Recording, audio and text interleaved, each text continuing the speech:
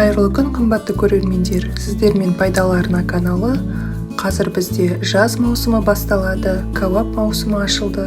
Сол себепті сіздермен дәмі аузыңыздан кетпейтін өте дәмді кәуап маринадының рецептісімен бөлісуді жөн көрдім. Видеоны соңына дейін тамашалаңыздар. Каналға міндетті түрде тіркеліп, лайк басып, комментарий қалдыруды ұмытпаңыздар, достар.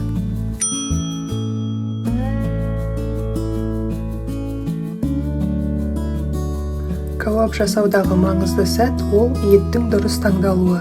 Етіміз біздің өте балғын және жас малдың еті болғаны дұрыс болады. Етімізді кәуап таяқшаларының яғни шампурда ыңғайлы болуы үшін және жақсы пісуі үшін видеодағыдай үлкен көлемде жіңішке етіп тураймыз.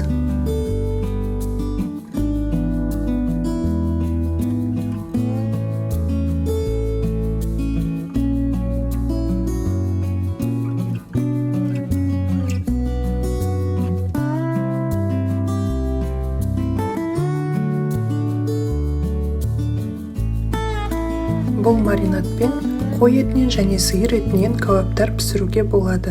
Кәуаптарымыз құрғақ емес, майлы, әдемі болып пісуі үшін міндетті түрде қойдың құйрық майын қосуға кеңес беремін.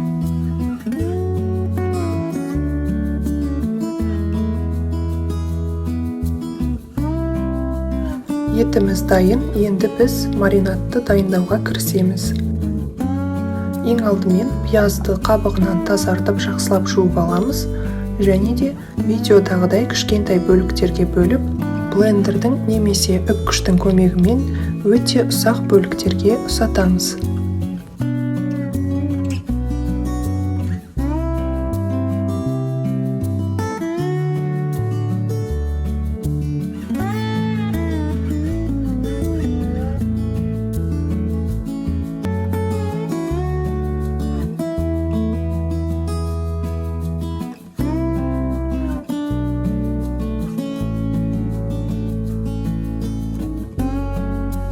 Сатылған пиязымыз дайын, енді оны еттің үстінен салып, қосымша аджика соусын, құрғақ кептірілген кәуапқа арналған дәмдеуіштерді, майонез және де қара бұрышты қосып, жақсылап араластырып аламыз. Маринадтың құрамы мен мөлшерін осы видеоның астына толығырақ жазып қалдырамын.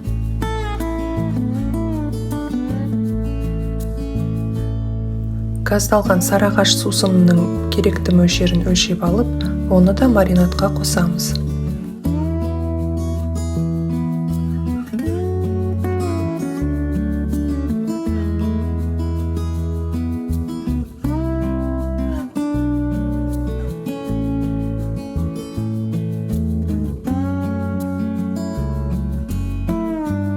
Келесі кезекте кәуаптарымыздың түрін қызарту үшін паприка ұнтағын қосып, жақсылап араластырып шығамыз. Барлық дәмдеуіштерді қосып араластырғаннан кейін маринадтың дәмін көріп, шамалы ғана тұз қосамыз. Жақсылап араластырамыз және де қақпағын жауып, 3 сағатқа қойып қоямыз. Межелі уақытымыз өткеннен кейін 2 кивиді қабығынан тазартып, кішкене бөліктерге бөліп, маринадтың ішіне саламыз. Бұл жерде ескеретін ең маңызды сәт, кивиді шашлыкты қуырғанға дейін 1 сағат бұрын ғана саламыз. Егер одан артық тұратын болса, етіміз тым жұмсақ болып езіліп кетеді. Етіміз маринадта 3 сағат тұрады және де кивимен қосылғаннан кейін тағы 1 сағат тұрады.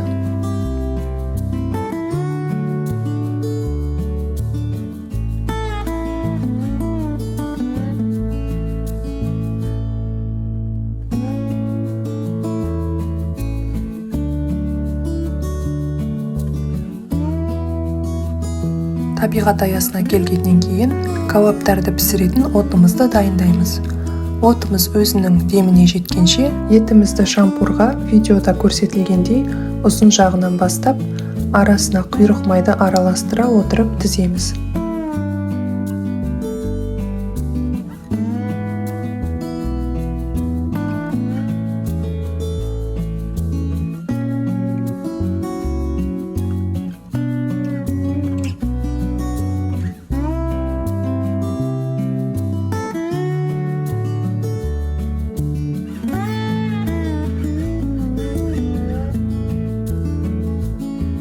бір шампурға шамамен 5, ұзаса 6 бөлшек ет орналасады. Олардың аралары өте жақын немесе өте алыс болмауы керек.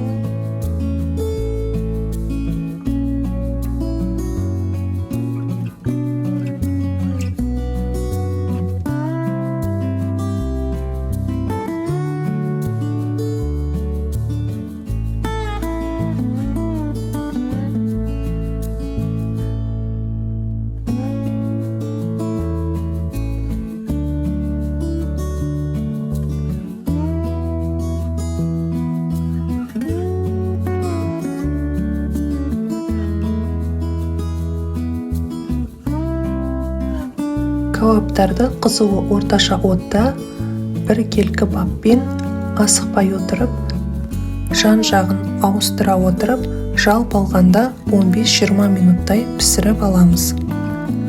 Кәуапқа қосымша қосылған құйрық майымыз қоңырқай түске еніп, әдемі болып піседі. Оттың жалыны қатты болатын болса, кәуаптарымыз күйіп кетпеуі үшін кішкене бөтелкеге су құйып, қатты жалындаған жерлерін сеуіп сөндіріп отыруға болады.